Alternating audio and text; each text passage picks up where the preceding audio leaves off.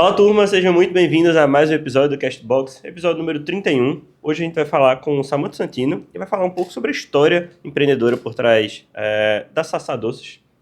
Mas antes de passar a bola para a Samantha, para ela se apresentar, eu queria falar para você que não conhece um pouco da OKBox, que somos uma agência de marketing digital voltada para ajudar o teu negócio desde a geração de demanda até a conversão de fato.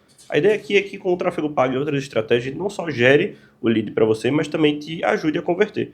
Desde implementando a tecnologia de CRM própria que nós temos, a também metodologia e treinamento de venda através do método que a gente desenvolveu durante mais de 7 anos e mais de 500 clientes.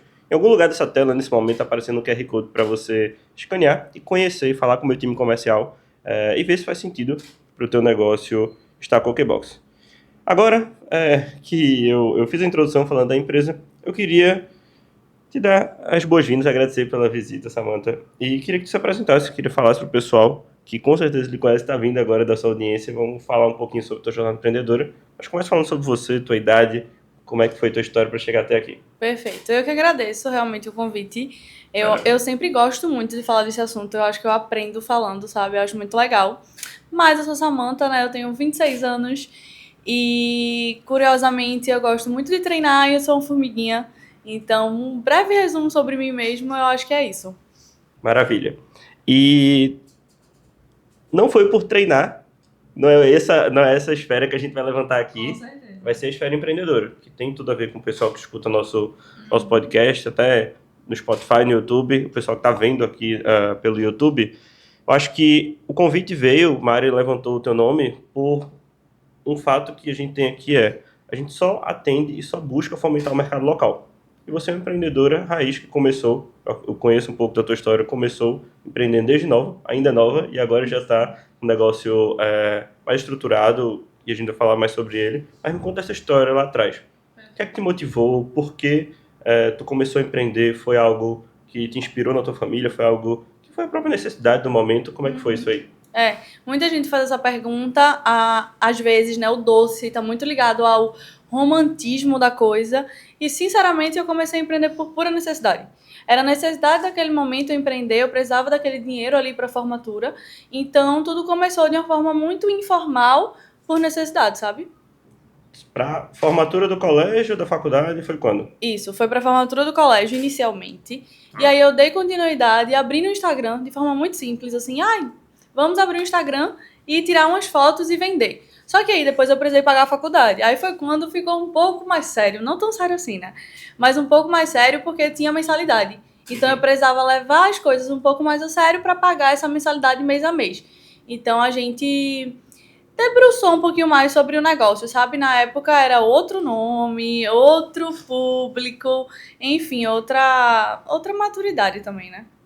Entendo. Mas eu acho que eu lembro que a gente sempre foi do mesmo ciclo social e eu lembro desde dessa época, assim, do colégio, do começo da faculdade, toda festinha dos colegas, todo mundo sempre tinha os teus doces. E eles já eram bons. Sim. Como que tu se desenvolveu nessa área? Porque assim, eu vejo muito docinho de festa, entre aspas, barato e ruim, e o teu sempre pareceu ter uma estética, uma qualidade. Tu já sempre gostou de cozinha, de doce, já era um hobby teu antes de começar a empreender com isso, como é que foi? Eu acho que faz parte da minha personalidade me cobrar um pouquinho nas coisas que eu entrego e que eu faço. Então eu acho que isso lá atrás fez diferença, né? Mesmo com conhecimento nenhum, não existia nenhum conhecimento na gastronomia. Então eu literalmente vi no YouTube. Eu comecei a ver no YouTube as receitas, fui aprendendo e fui só aperfeiçoando e olhando. Eu sempre fui muito curiosa. Eu acho que falta, talvez, em algumas pessoas essa curiosidade, sabe? De aprender mesmo. Ninguém sabe de tudo, a gente tem que se jogar e aprender, e eu sempre fui muito solta nesse sentido. Legal. Então eu fui vendo vídeo no YouTube mesmo, aprendendo receita de brigadeiro tradicional, e aí fui montando o cardápio, olhando, sem nem saber, na época, eu fiz uma pesquisa de mercado ali, porque eu olhei umas 5 docerias de Recife para me inspirar em cardápio, nos sabores, o que eu podia aprender. Então eu acho que isso que fez a diferença ali, realmente eu vendia bastante para aquela época. E tu lembra se tu pesquisava não só a parte de técnica de fazer um bom doce, ou também a parte de empreender? Porque existia um sucesso ali, né? Naquela época, a empresa vendia não com o volume de faturamento que deve ter hoje, mas existia uma recorrência de venda. Essa parte empreendedora, tu acha que aí já era uma veia mais sua, de pensar como vender, pensar como divulgar, além da parte técnica? Eu acho que é uma veia mais minha mesmo. Eu estava cursando administração, embora a gente saiba que o curso não ensina nada, o que ensina é a vida, né? O curso de administração ele é muito abrangente, mas eu percebia na minha personalidade, né, coisas voltadas para o empreendedorismo e também estar aberta para sempre aprender, sempre conversar com uma pessoa ou outra. Às vezes eu me juntava com um professor e era curiosa e perguntava, sabe? Algumas coisas ali eu fui aprendendo, querendo ou não, desde o início. Mas eu acho que a grande virada... Eu não me acho nada madura naquela época, tá? Eu sei que a empresa foi enxergada pelas pessoas de uma forma muito positiva, mas eu consigo ver vários erros naquele momento, o que é normal. Mas eu acho que a virada de chave foi quando eu entrei pro mercado de trabalho, né? Eu trabalhei numa multinacional por 4 anos. Legal. E aí eu aprendi muito, porque eu sempre me colocava como dona do negócio lá dentro. Então eu fazia de tudo, queria aprender de tudo, e todas as áreas que eu conseguia acessar, eu estava colhendo informação. Então eu acho que isso foi importante, sabe? Para a história como um todo.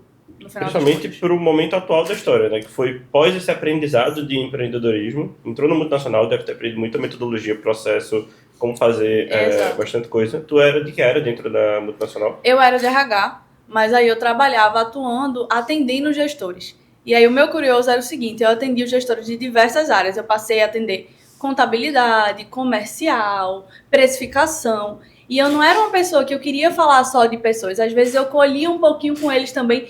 E o que é que vocês fazem? Como é que vocês atuam? Para poder entender um pouquinho como é que funciona cada área de fato. E isso realmente trouxe um pouco mais de conhecimento. E é claro, né? Tipo, na vida a gente vai sempre buscar mais. Ainda acho que eu tenho pouquíssimo, mas consigo reconhecer que foi bem importante. É uma parada que eu já falei com muita gente. Eu sinto falta, até falando pessoalmente, de ter vivido uma grande empresa, ter vivido essa metodologia, esse processo. Eu comecei a OKBox, eu tinha, sei lá, 18 anos. Sim. E desde então, eu sou dono de uma empresa pequena. Então, assim, eu sinto falta. E é uma coisa que eu acho que tu também indicaria para as pessoas, né? Independente do momento, porque eu acho que tu sempre teve uma veia empreendedora. Desde que eu te conheço, tu parecia que realmente iria para o lado que você está indo, de ter teu próprio negócio, empreender de fato, só que eu acho que isso não exclui o fato de você passar por uma escola no mercado de trabalho. Exatamente. Provavelmente te ensinou mais trabalhar na multinacional do que a faculdade, não foi? Com certeza, com certeza. A faculdade não ensinou nada. Bichinha da faculdade. Mas é melhor fazer do que não fazer. Não, com certeza, com certeza. Até porque foi ela que talvez me deu oportunidade na multinacional, né? Com toda certeza. Ainda existe isso na sociedade. Mas a escola, para mim, sempre foi a prática. Então, eu aprendi muito trabalhando na multinacional, mas ainda assim, eu fiquei no escuro quando eu abri a Sassá Doces agora, né? A versão 2 dela. Eu me senti perdida. Outra exigência, né? Outra exigência, exatamente. Mas existiu uma pausa nessa parte empreendedora de doces enquanto houve esse trabalho? Ou sempre houve, em datas principalmente sazonais, que a gente vai falar depois, um pezinho de volta na origem? Como é que foi? Tu parou 100% nesses 4, 5 anos que tu falou? Ou não? Não, parei em 100% não. Nas épocas de maior sazonalidade, que é Natal e Páscoa, eu retornava. Teve uma época realmente que ficou puxado, né? Eu fui contratada, não era mais estagiária. E aí eu abandonei, mas eu acho que por um ano e meio. E nesse um ano e meio, 2, eu já estava planejando a Sassá Doces. Então, de 5 anos atuando na multinacional, 2 eu já estava com a cabeça em empreender, em sair em algum momento. Então vamos começar a falar da Sassá, que eu acho que é o que é mais conhecida hoje. O público que te acompanha na rede social, acho que tu tem um bocado de seguidor hoje em dia, né? Consegui um monte de seguidor. E tu acha que muito vem e fica trocando por questões até de ter a marca. Acho que a marca traz seguidor e Samantha traz seguidor pra marca. É uma troca. Sim, com certeza. Consegue fazer essa divisão hoje em dia? Da Samantha Santino e a Samantha Santino Doces, a Sassá? Nossa, é difícil, viu? Mas eu consigo. É difícil porque às vezes você fica meio que pensando, né?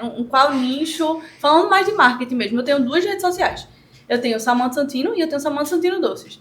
Nas 2, tudo se mistura, né? E eu penso muito, o que eu vou trazer para uma sem desvincular a Samantha Santino Doces profissional, porque eu quero profissionalizar cada vez mais a minha página ali. Então é um pouco desafiador, não vou mentir, mas eu tento trazer minha essência ali, de certa forma, sabe? Até porque eu vejo que a sociedade hoje, eles não querem só o produto, eles querem se conectar com a marca como um todo, e a marca envolve Samantha Santino também. Então eu penso muito nisso quando eu tô me posicionando também. Tá. Eu falo muito pra galera, porque tem muita empresa que vem pra cá, digamos, tem empreendedores como você que chegam aqui, ó, eu tenho experiência, meu doce é muito bom, eu sempre fiz isso, só que agora eu quero dar um próximo passo. E pedem até pra gente lançar a marca, desde a parte de tudo que tu deve ter feito, de tu estudou o ponto que tu vai abrir, tu estudou teus concorrentes, estudou o mercado, pensou o nome, enfim.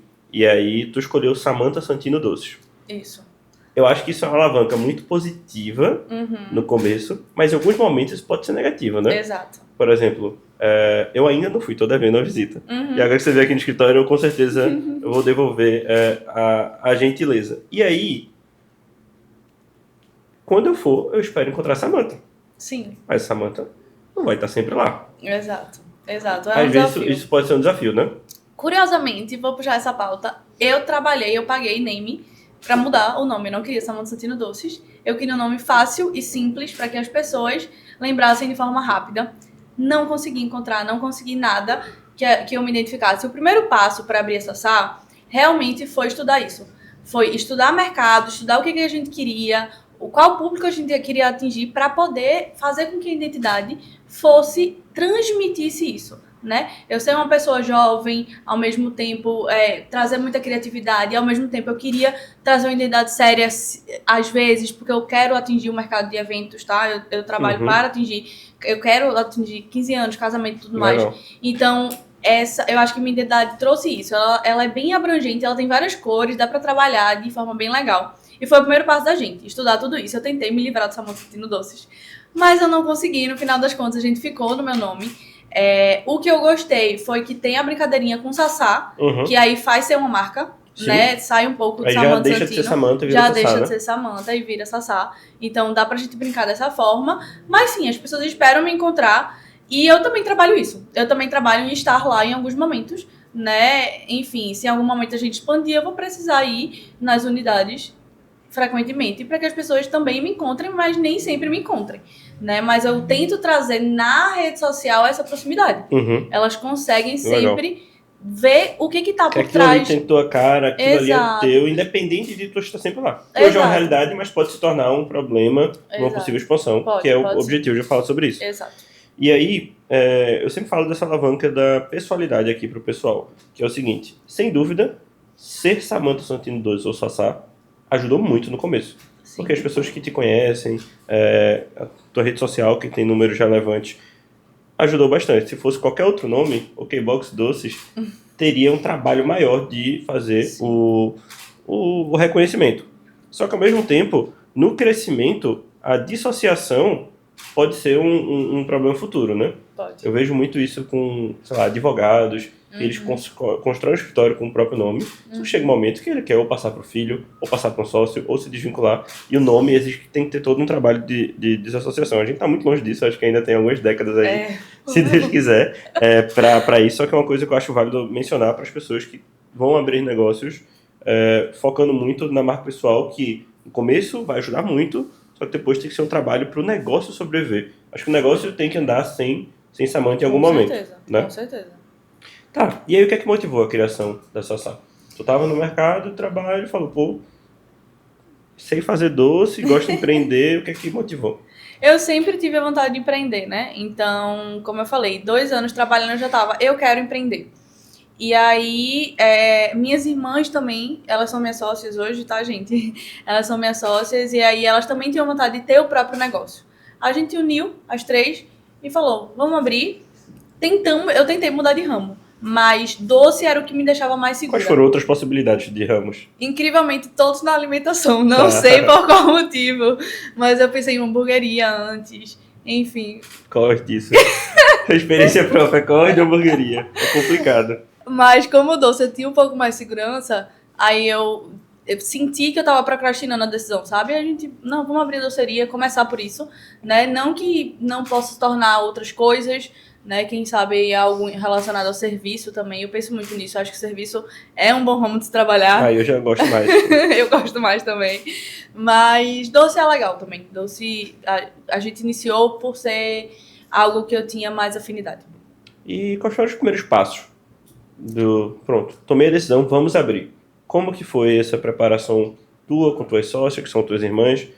Vocês começaram a estudar mercado, vocês já foram procurar ponto, vocês já foram escolher nome, precificação, prazo, assim, pô, quando a gente vai fazer isso, enfim. Como é que foi o primeiro passo? A gente começou com os prazos, mas o primeiro passo foi um pouco mais estratégico, de fato, sabe? Antes de procurar ponto, a gente primeiro tentou mudar o nome, então a primeira coisa que eu fiz foi pagar o name.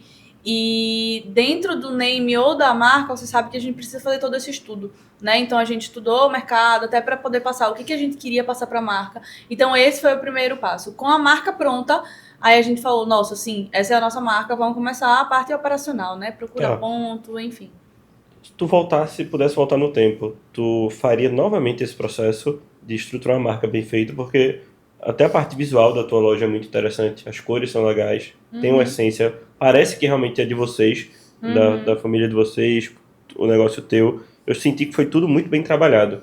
Eu vejo que, eu já vi umas fotos que você chega lá na loja, tem boné de vocês para vender, tem camisa de vocês para vender, isso tudo foi planejado. Foi, com certeza.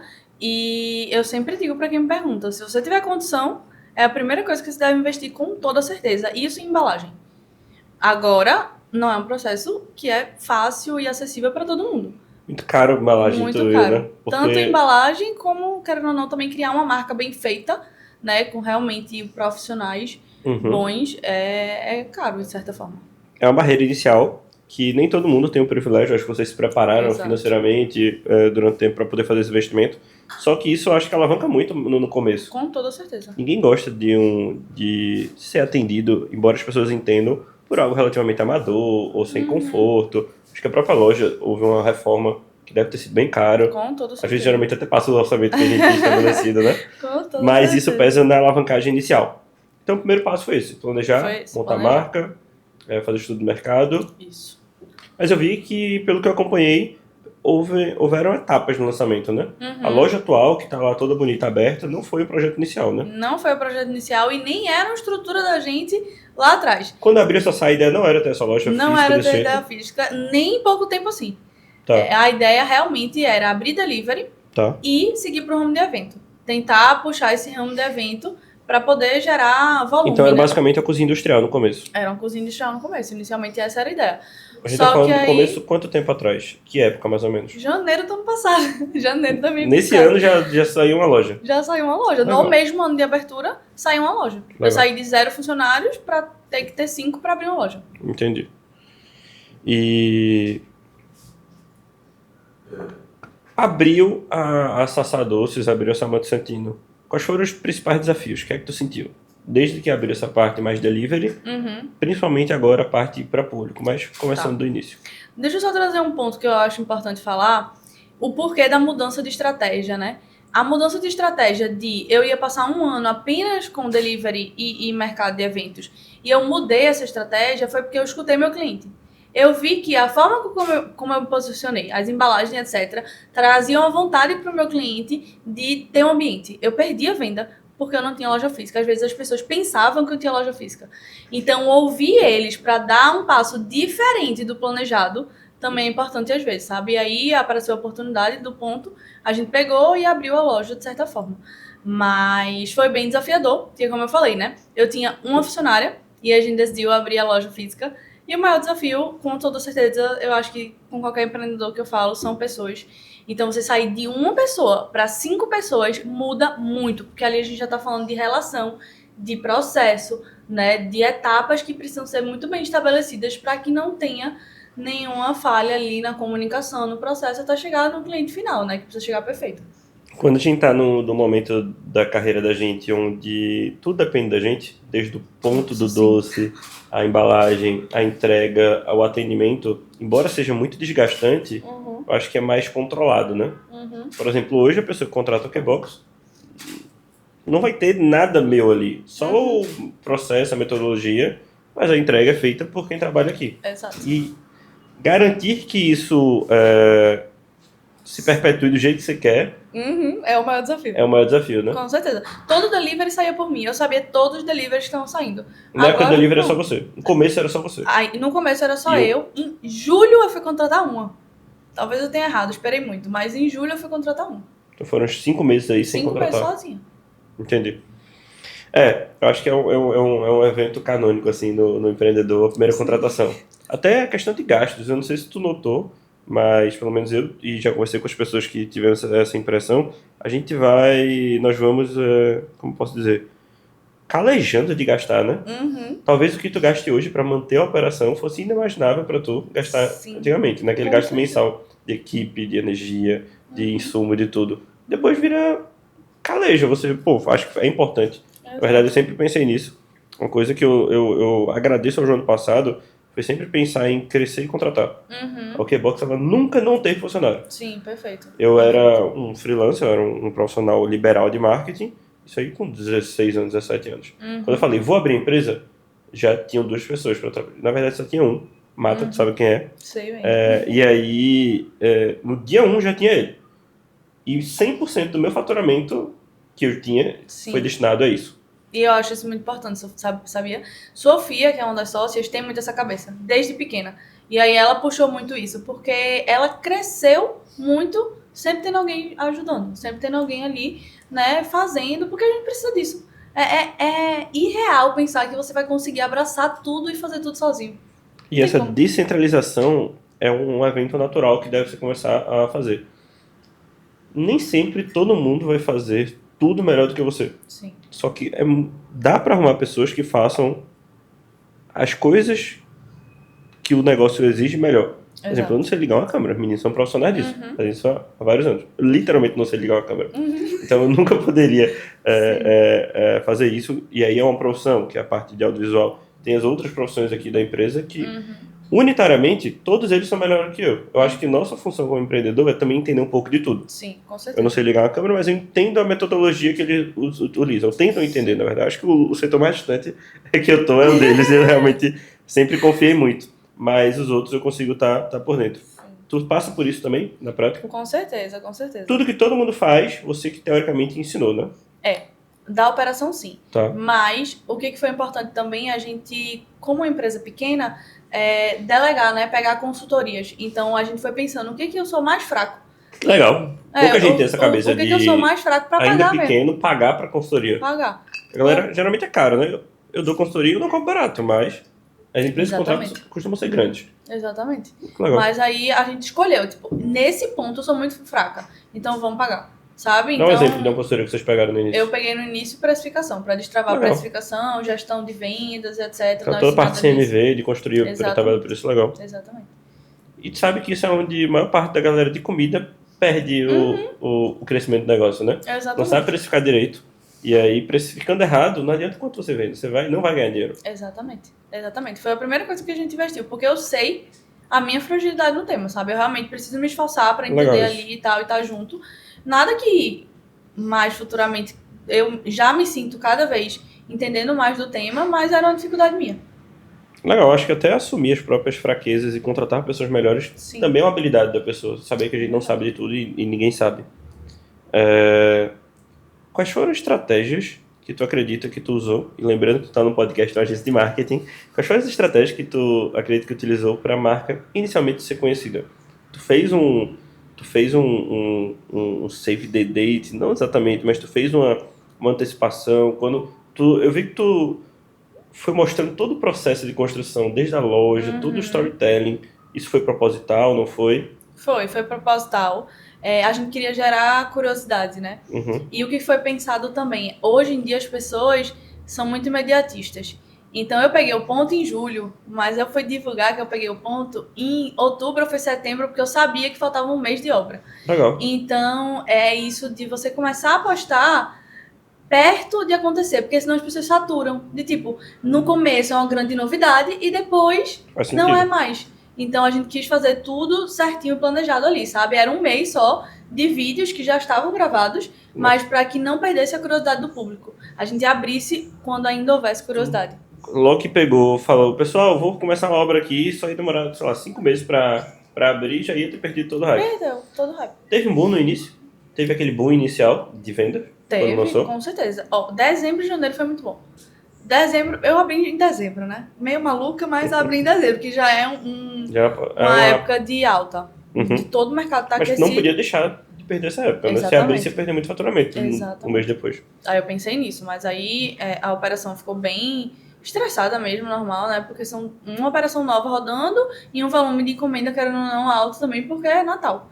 E a gente vende bem no Natal. Mas foi muito bom, então teve o boom, sim, em dezembro, janeiro. E agora que eu tô começando a aprender como é que a gente vai fazer, né, em dias normais. Agora não, porque massa é Páscoa, vai vir um boom de novo. Mas depois mas depois a gente vai pegando com outras novas estratégias que vão precisar sempre estar viva ali, né, para poder ninguém esquecer da gente e tá consumindo.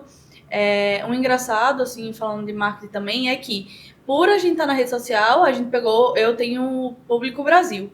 Mas meu desafio depois da Páscoa vai ser pegar o local. Eu quero quem tá ali no meu bairro, eu quero quem tá na minha cidade, porque vai consumir toda semana, sabe? Vai acho que a gente pode lhe ajudar com isso, a gente já falou sobre. Eu concordo. Porque, impressionantemente, todo o teu volume de vendas vem sem nenhuma estratégia de tráfego pago, né? Exatamente. Tudo eu preciso começar tráfego. Tá, isso aí a gente vai conversar depois aqui. Vou fazer um pitch de vendas. Sim. E aí, essa transição do digital, pô, tu tem audiência, tu já tem mais de 100 mil seguidores hoje em dia, né? Tem. Além dessa parte de segurar os vídeos, porque essa parte que você falou de segurar os vídeos foi para abrir a loja física. Foi para abrir a loja física. E a primeira loja, quando a Samantha saiu do mercado de trabalho, tava meio em off, era só uma blogueira fitness. Era. E agora saiu de fitness para fatness.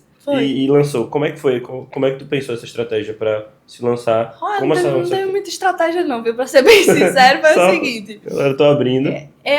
Enquanto eu tava saindo da multinacional pra abrir a doceria, eu tava bem sentimental. Eu escrevi um texto, né? Como se fosse um roteiro mesmo, contando essa transição. E postei um vídeo no TikTok. Que o TikTok eu criei da Samantha Santino Doces. Aí esse vídeo viralizou. Entendi. E se você ver o vídeo, não tem estrutura nenhuma de filmagem. É apenas o celular. E eu contando um pouquinho, tipo, eu acho que essa frase fez diferença. Pedi demissão para abrir a doceria. Foi o gancho inicial. A gente falou isso no episódio passado, a importância dos ganchos para reter a atenção no vídeo, né? Com certeza. Às vezes as pessoas perdem audiência por causa disso, eu acho. Legal. Tá. Vamos falar então dos desafios de empreender nesse mercado gastronômico, que é um mercado complexo. Sim, eu sinto que eu, por ter empreendido nesse, eu passei uns 4 anos empreendendo nisso, eu abri uma hamburgueria na época da pandemia. E óbvio que ninguém tá chorando na pandemia, nem eu. E a gente já tava planejando, já tava com a cozinha pronta. Sim. E deu lockdown. Nossa. Só que a gente tava planejando uma hamburgueria de forma agressiva no delivery, onde, embora tudo pareça novo, a gente tá falando que 5 anos atrás, 4 anos atrás, quanto foi a pandemia? 4 anos atrás, enfim. Foi. Existia um gap no delivery, pelo menos local. Então a gente já estava planejando ter vários motoboys, ter uma operação rápida. Sim. E aí, por acaso, deu o lockdown, onde as hamburguerias de grande porte estavam acostumadas a vender presencialmente e estavam atrasando os pedidos de delivery, se adaptando. E a gente lançou na mesma época já com toda a operação rápida para o delivery. A gente entregava em 10 minutos na região aqui próxima. E aí foi um boom. Eu estava esperando um faturamento X, foi 10X na mesma época, a gente teve que correr muito com isso. Mas depois eu vi que o mercado gastronômico é complexo. Concorrência, você lança novidade, as pessoas copiam. Sim. Ou então as pessoas enjoam. E a gente tem que se renovar. O tempo todo. E aí eu senti que faltou essa skill, por eu ser um cara 100% focado aqui na agência, faltou uma renovação e eu fui perdendo público. Terminou que eu vendi a operação para um pessoal do ramo seguir e pelo que eu estou vendo eles estão indo bem. Mas tu já falou de equipe de... Hoje são 5 funcionários lá? São 5 funcionários. Primeiro, equipe é um desafio, né? Totalmente. Deixou de ser só você e começou a ser a equipe. Como é gerenciar isso sendo uma pessoa que trabalhava em RH, teoricamente, gerenciar pessoas? Tu sentiu parecido ou sentiu completamente diferente? É um pouco diferente, porque eu aconselhava gestores e agora eu sou gestora, né? Então era muito fácil estar falando para eles o que eles deveriam fazer. O difícil é eu fazer o que deveria ser feito, né? Mas eu, com certeza, acho que é mais fácil para mim do que para outras pessoas. Eu consigo balancear um pouquinho isso, sabe? Eu tenho uma facilidade. Eu admito que eu acho que eu tenho uma afinidade com o tema. Mas, mesmo eu tendo uma afinidade, é muito desafiador. Muito mesmo. Eu imagino, aqui é o maior desafio, principalmente por ser uma empresa de serviço. Eu acho que ainda no varejo gastronômico, querendo ou não, eu tô indo lá para comer o doce. Sim. Se você tiver uma boa ficha técnica, uma boa receita, um bom processo, é duro falar isso, mas se a pessoa que está hoje na cozinha for substituída, com bons processos, boa ficha técnica, o cliente não vai nem se sentir. Sim. Aqui é um desafio. Tipo, as pessoas que os clientes da gente já conhecem os meninos, por exemplo. Se os meninos não aparecem lá, eles vão estranhar. Às vezes existe uma relação. Afinal, eu estou vendendo o serviço de outras pessoas. Sim, com certeza. Aí, eu acho que quando é uma empresa de serviço, ainda é mais importante a mão de obra, a equipe estar bem motivada, bem alinhada, bem treinada. Com certeza, com certeza. Saindo de equipe e falando de demanda. Existiu... Eu lembro que a gente estava um dia desse conversando sobre isso, tu falou um negócio que eu não sabia. Por exemplo, uma parte dos doces é finalizada em loja, só que existe uma preparação de dias antes para aquilo, né? Dias, horas, enfim. Como funciona essa questão de demanda, estoque? Quais são as dificuldades desse mercado? O brigadeiro não sai na hora, né? Quando eu peço. O hambúrguer sai na hora. Exato. É muito diferente confeitaria para qualquer cozinha quente, sabe? Em confeitaria é basicamente tudo pronto, ou pré-pronto ali. Então, isso é um pouco bom. Primeiro que a cozinha é fria, então as pessoas sofrem um pouco menos, né? Desgaste humano mesmo. E segundo que tem como preparar antes. Então, eu tenho horários diferentes de funcionamento. A produção funciona no horário e a loja funciona em outro. O que é a produção? Explica pro pessoal. A produção é justamente a pré-produção. É a massa do brigadeiro, é a massa do recheio que vai no pote. Sabe, é tudo que é pré. A massinha sablé a gente consegue assar antes. Confeitaria, a maioria dos cremes, recheios, inclusive precisam de descanso. Quando se trabalha com gelatina, é no mínimo 12 horas. Então, chocolate nobre também precisa de descanso na expositor, na geladeira. Então, muitas das coisas, muitos dos processos, eles precisam descansar mesmo.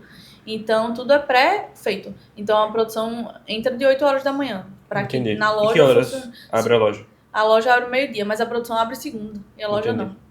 Entendeu? Então, é um dia antes ali, produzindo tudo que zerou no domingo. Já era assim quando tu empreendia sozinha? Não. Eu aprendi muito sobre estocagem mesmo. Confeitaria, você consegue trabalhar muito volume. Se você souber trabalhar bem a validade dos produtos e a estocagem, armazenamento deles. Isso joga ao seu favor. E não era assim. Eu fazia tudo em cima da hora. Eu madrugava. Não tem como madrugar. Não tem necessidade de madrugar. Só você aprender. Legal isso. E quando a gente tá falando de estocar, a gente tá falando literalmente do ato de estocar, do ato de armazenar, dos melhores processos, enfim. Só que para tu foi uma dificuldade a parte de estoque, quando eu falo de compras de produtos, porque, pô, o estoque é dinheiro parado. Se tu comprar muito, tu tá com um dinheiro muito parado. Se tu comprar pouco, pode faltar. Foi um desafio inicial ou sempre foi uma coisa tranquila? Ainda é um desafio, viu? Ainda é um desafio. Falta coisa porque vai de faltar direto. Nossa, falta, sim. Infelizmente falta. Sai pra comprar correndo no mercado, né? No mercado, Tem coisa que falta por falta de espaço. Tipo, eu não tenho tanto espaço de armazenamento, então se tem dia de grande movimento, essa coisa vai acabar, mesmo... Eu tenho um sistema hoje, né? Eu uso a yoga. Então eu consigo puxar, assim, a semana, e aí ter uma noção do quantos croissants saíram pra comprar a quantidade de croissant certa. Então eu tenho essa gestão. Mas às vezes tem um boom. E eu não tenho como comprar muito mais, porque estoque parado é dinheiro parado, e eu não tenho armazenamento. Armazenamento pra confeitaria é muito importante. E é muito caro também, né? Quanto mais investimento você consegue ter nisso, mais você consegue produzir, querendo ou não. Então, falta de vez em quando, mas eu acho que em dezembro foi mais perrengue. E agora a gente já tá um pouco melhor. Tranquilo. Mas não falta... Ainda acontece, né? Engraçado que a galera acha que todas as operações são super imunes a erros e correria. Eu digo que até as operações grandes que eu já ouvi falar, tirando McDonald's e outras exceções, mas operações grandes locais, tem a correria, falta às vezes tomate e o cara vai sair correndo para comprar. Limão. Eu saio. Limão sempre faltou lá da operação. Tá, pedidos. Hoje, acredito que em dezembro, no momento de pico, teve um momento que acumulou pedido. Do nada, já chegou o pessoal pós-igreja lá, chega 30 pessoas de uma vez, você tá lá. Uma vez, de São Paulo, umas 25 pessoas. Só que na minha loja, sentada, confortável, cabe 25. Eles chegaram e ocuparam minha loja toda, ficou um barulho. Meu Deus, o que eu faço pra atender esse povo todinho?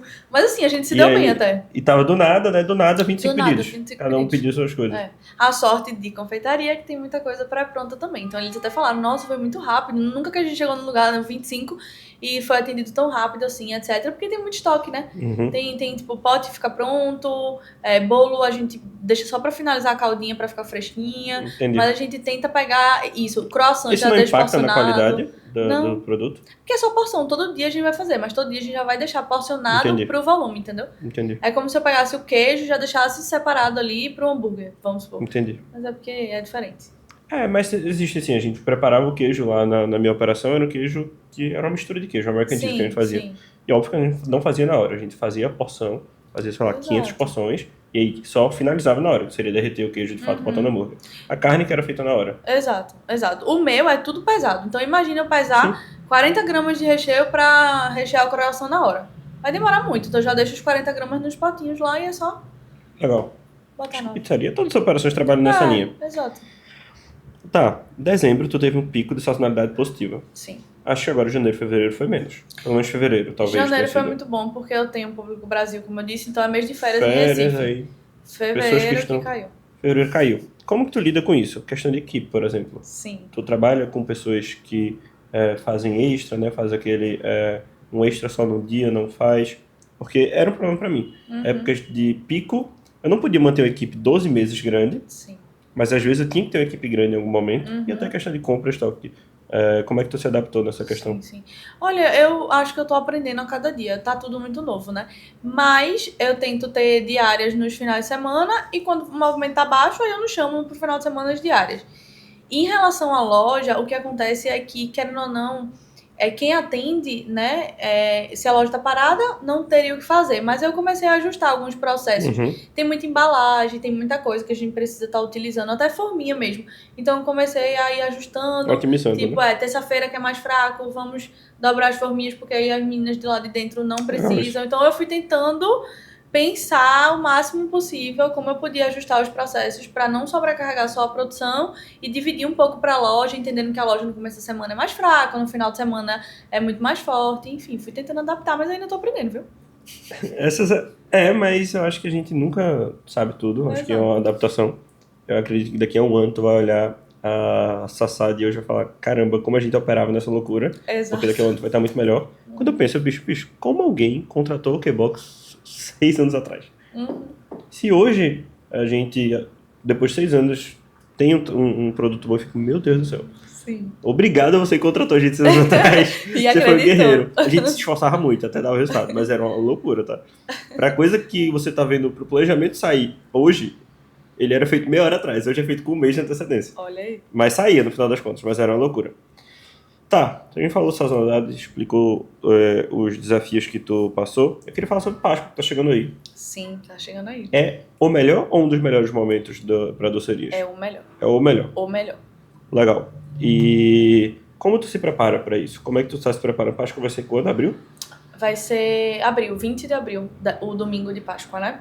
Legal. E aí, Quando é que começam as encomendas, a galera encomenda ovo? então, Fala aí, como é que você se prepara pra isso? no Brasil só funciona tudo após o carnaval, né? Então eu só gosto de lançar o cardápio depois do carnaval, Já mas foi a gente lançado? se prepara antes. Vai lançar. Tá. Divulgaremos a data essa semana. Mas a gente se prepara antes, todo o processo de criação é antes, para que após o carnaval já esteja tudo pronto.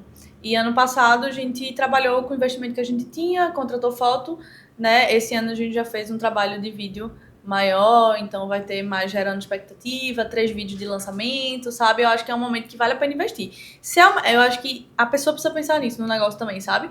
Qual é o momento de investir também no marketing do negócio? Eu acho que muita gente não se importa com isso e é algo extremamente importante. Então, se é o momento que eu mais faturo, por que não também trazer mais visibilidade a isso, sabe? Então, a gente jogou dinheiro na mesa mesmo. Legal. E vai existir um preparo diferente a nível de estoque e equipe para essa... Porque a Páscoa ela acontece mais em encomendas ou ela acontece mais em loja? Eu não funcionava na loja, né? Então, nossa, é muito... Eu ainda tô raciocinando um pouquinho como é que vai ser, porque ano passado eu aluguei um freezer, um expositor para poder dar conta. Só que esse ano eu já tenho 3 ou 4 na minha loja, só que eu vou ter que alugar mais um, porque tudo é ocupado com a operação loja. Aí vem mais Páscoa, então precisa rodar loja e Páscoa. E ela acontece muito por encomenda, mas o cliente também quer chegar na loja. Sempre tem. O brasileiro, ele gosta das coisas em cima da hora. Pensando bem, sabendo que tu tem uma loja física, com certeza Com eu iria certeza. passar lá pra pegar, eu não iria encomendar. Exato, então tem que se preparar para ter. Então, o pior disso é que você tem que calcular ali uma estimativa de público e sempre tá no risco, né, do desperdício. Mas, enfim, tem que ter na loja. Tem que ter sempre produto de Páscoa na loja, já que eu tenho loja esse ano. Ano passado foi só encomenda, é totalmente diferente. E esse ano é um novo aprendizado. E quais são as estratégias, falando do mercado digital, que tu tá falando? Pô, tu tá falando que tu vai fazer uma antecipação, vai fazer 3 vídeos. Isso. O cardápio, ele é divulgado, tu deixa os preços e o cardápio online, ou tu chama a pessoa para conversar, para fazer um atendimento. O atendimento hoje é humanizado, é feito por você, é feito pela tua equipe, como é que faz? Todos os pontos eu acho muito importante. Eu acho importante você entender o seu negócio. Não, eu acho que não é toda estratégia que funciona para todo mundo, né? Então, é por isso que você precisa entender o seu negócio. Hoje, eu não tenho grandes equipes de atendimento. Na verdade, não tenho equipe de atendimento. Então, se eu não divulgo preço logo no cardápio, é um gargalo. Não vai fluir. Então, eu escolho divulgar preço no cardápio, dar o máximo de informação para o meu cliente, para que a forma... Teoricamente, qualifica o contato dele, né? Exato. Para que tudo seja mais tranquilo e mais fácil e mais rápido mesmo na hora da finalização do pedido. E eu tenho um robô do WhatsApp que está vinculado ao meu sistema, mas ele só faz o gancho inicial, que normalmente leva para o link do delivery. Então, para atender pedido e encomenda, que é algo mais personalizado, querendo ou não, aí é ser humano mesmo. Entendi. Eu quero que as pessoas que estão vendo podem esperar. Esse episódio deve sair daqui a uma semana e meia, então provavelmente já vai ter lançado, daqui a umas 2 semanas, na verdade, já vai ter lançado o cardápio. O que é que as pessoas vão encontrar diferente nesse cardápio esse ano? Nossa, eu tentei trazer sabores diferentes, sair do comum, sabe? Eu acho que, às vezes, o público de doceria de Recife traz algumas coisas muito doces, Nutella, muito pistache. comuns, Nutella, pistache. E eu tentei trazer também umas deve ter, né? misturas. E tem que ter. Tem público pra isso, tem que ter, você tem que colocar. Mas eu tentei trazer algumas outras misturas, né? Umas misturas diferentes. Tipo baunilha com damasco, Legal. tipo um de brulê, sabe? Eu maçariquei, eu trabalhei com fogo e chocolate no mesmo produto. E é complexo, né? Complexo, não se mistura os dois, né? Mas aí a gente trabalhou e, enfim, quis trazer. Aí o que eu faço, né? Para uma estratégia também para poder fazer com que o público conheça esse produto antes. É o kit degustação, pré-Páscoa. Porque é difícil alguém encomendar um sabor diferente já de cara. Sim. Então eu faço mini, como degustaçãozinha, a pessoa come vários, ela é obrigada a comer vários ali. E aí ela vai se surpreender. Se surpreendendo, ela vai encomendar, sabe? Eu acho que não dá pra também lançar o diferente e achar que vai cair do céu alguém que vai querer o diferente. Você tem que dar a oportunidade de provar em alguns momentos. Importante, para quem tá escutando, essa preparação, esse cuidado, e faz sentido essa estratégia. Sim. Tem um negócio que eu sempre falo que foi a estratégia de alavancagem em muitas empresas, que é o CAC, né? Que é aquele custo de aquisição do cliente. Tu vai cobrar para essa degustação? A gente cobra. Porque vão ser muitas, né? Vai ter um custo relevante. Pronto. Mas a tua ideia não é ganhar dinheiro com a degustação. Não. É cobrar. A margem é baixa. A margem é baixíssima. E a ideia é que a degustação faça com que a pessoa goste de um sabor e aí sim ela faça o pedido principal, que vai ser o ovo maior, que a margem deve ser mais saudável para poder pagar toda a operação. Perfeito. E aí, isso aí entra como isca, que a gente chama, que sempre entra no CAC, né? Que é o custo de aquisição de cliente. Quando o iFood dá um cupom para alguém, quando a Uber dá algum cupom para alguém, principalmente aquele primeiro pedido, é para a pessoa conhecer o estabelecimento. Isso vai custar do estabelecimento. Tu tá no iFood hoje em dia, né? Tô no iFood. Então não sei se vocês deixam ativados o cupom de conhecer. Sim. Eu sempre deixei e sempre fez muito sentido. Se a gente confia no nosso produto é bom, se dá um cupom que vai ser caro para a operação, às vezes vai ser ruim o primeiro pedido, só que a pessoa vai se surpreender com a embalagem, com o atendimento, com o sabor, e ela tende a virar um cliente. Exato. Virando cliente, ela entra numa questão que a gente chama de LTV, que é Lifetime Value, que tu pode divulgar o ticket médio do iFood hoje em dia? Do iFood é mais ou menos 60. Pronto. Então quer dizer que cada pedido, em média, do iFood é de R$60. Digamos que a pessoa peça 10 vezes no ano, que seria pede um mês, o outro não pede outro, enfim. Acho que é normal que a pessoa que gosta peça 10 vezes doce no ano, não é tanta coisa assim. A gente tá falando que o LTV, que é o lifetime dessa pessoa, é de 600. Quer dizer, então, que é cada vez mais que ela qualifica ou deixa o cliente satisfeito, aqueles 20, 25 reais, 15 reais que ela deu lá no início para adquirir o cliente se torna menos relevante Sim, perante a lógica de 600. Mas quando você olha só para o teu ticket médio, que esse teu primeiro pedido dá 20 para considerar vender 60, é pesado. A gente está falando de 33% do pedido. Mas dá 20 para 600, a gente já está falando de 3%. Acho que eu acertei o cálculo. Então aí já começa a ficar interessante. Eu acho importante essa lógica de growth, essa lógica de crescimento em cima de qualquer estratégia. E gostei da ideia da degustação, principalmente para os sabores mais exóticos. Isso. Mais diferentes. Tá. Direcionando para o fim, eu separei um bate-bola com 4 perguntas. Tá? A ideia é fazer a pergunta e tu já responder. Eu já faço a outra pergunta. Eu não vou reverberar a pergunta, só vou para a próxima, tá? Bom, vamos fazer esse joguinho. A primeira pergunta, um erro que te ensinou muito no mundo dos negócios. Eu acho que demorar para fazer a primeira contratação. Eu segurei muito a delegação. Legal. Um momento mais desafiador desde então na tua trajetória. Eu acho que foi a loja física, agora. Porque é muito complexo, tanto de operação como de pessoas, então está sendo mais desafiador. Em cima disso, um conselho para quem quer abrir um negócio nesse teu ramo. Eu não abriria não, mas se a pessoa quiser, fique à vontade. Mas tem que ter garra, viu? Saiba que é difícil, mas se você quiser abrir... E, por fim, um sonho futuro para Sassá. Nossa, expansão, a gente fala muito disso, a gente quer expandir. Então, Sofia quer de todo jeito levar para São Paulo, o público Legal. pede muito, mas é desafiador, mas é um sonho, sabe? É expandir e também eu queria trazer algum outro produto, sabe? Queria vender para todo o Brasil, por exemplo, para aumentar mesmo o volume de vendas, arrumar alguma estratégia assim. O ramo de eventos ainda é um alvo? Ainda é um alvo, principalmente para Sabrina, ela quer muito. Legal. Bom, encerrando o papo, eu acho que ficou claro a veia empreendedora e a importância das estratégias, embora eu também acho que é muito importante botar a cara e fazer. Sim, às vezes adiar muito e querer lançar sempre perfeito não dá certo. Nunca vai estar perfeito. Eu sempre não tá digo perfeito, isso. duvido Se que você esperar a perfeição, você não vai abrir um negócio. Você não vai lançar uma Páscoa, você não vai fazer nada. Não espere a perfeição. Tem que fazer o seu melhor, claro, mas vai sempre estar imperfeito alguma coisa. Exato. Se você é de Recife, que é onde a gente busca, conheça lá a Samantha Santino Doces. Sim. Fica em Boa Viagem, né? Fica em Boa Viagem ali, Setúbal. Segue ela no Instagram. Caso não siga, eu acho que grande parte da audiência desse episódio já vai seguir, já vem de Samantha. Ficou claro, então, eu gosto de recapitular. Essa veia empreendedora, que feita melhor do que perfeito. Acho que teve uma preparação. Ela já empreendia disso há muitos anos, até chegar na consumação de hoje ter uma loja física. Mas antes da loja física foi feita uma cozinha, foi entendendo o mercado. Embora tenha tido essa questão